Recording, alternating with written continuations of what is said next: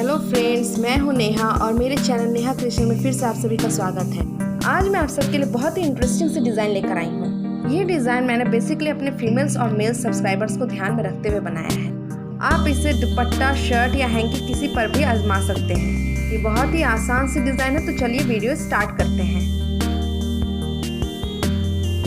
और अगर आप मेरे चैनल पर नए हैं तो प्लीज़ मेरे चैनल को सब्सक्राइब जरूर कर लें और बेल आइकन को जरूर से जरूर प्रेस कर दें ताकि आपको मेरे लेटेस्ट वीडियोस तुरंत मिल सके।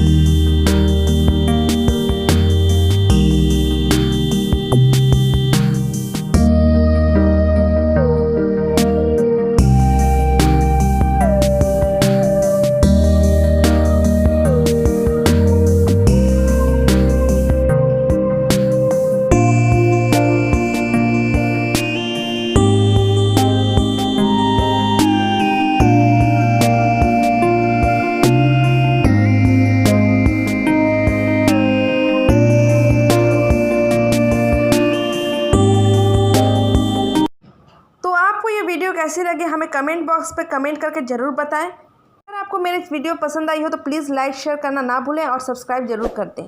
Thank you.